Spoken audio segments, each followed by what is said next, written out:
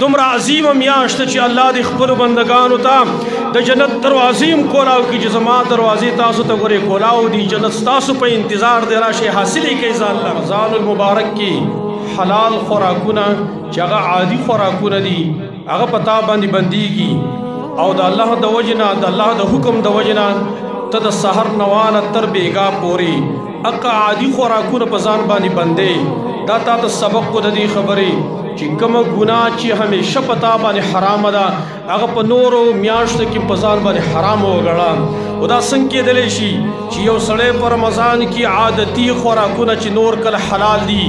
صرف په دې میاشت کې د سحر نه بیګا پورې په تا پابندي ولګي او تا په ځان باندې بند کړو د دې تعمیل خو تکې لیکن کم ګناهونه چې الله منع کړي دي همیشه دپاره او ستا دپاره نقصان دی جهنم ته دې رسوي هغه په نور میاشتو کې د هغې ولې ارتکاب کېدو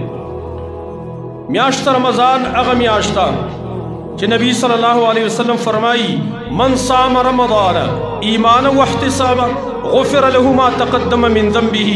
چا چې د رمضان روژه ونیوله د ایمان په بنیاد باندې عادت نه رواج نه چې ګنې خلک به ما ملامته کی د دې د وجې نه زه روژه نیسمه عادتي نه ایمانا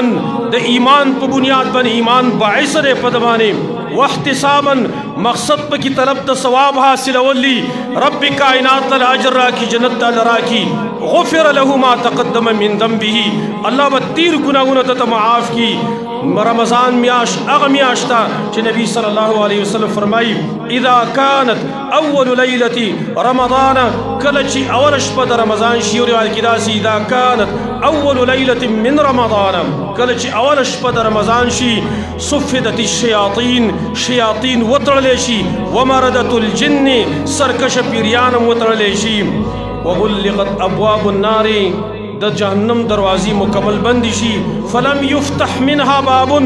یو دروازه هم د هغې نه کولاویږي وفتحت ابواب الجنة الله د جنت دروازې کولاو کړي دومره عظیمه میاشت چې الله د خپلو بندګانو ته د جنت دروازې هم کولاو کړي چې زما دروازې تاسو ته ګورې کولاو دي جنت ستاسو په انتظار دی راشئ حاصلې کړئ ځان له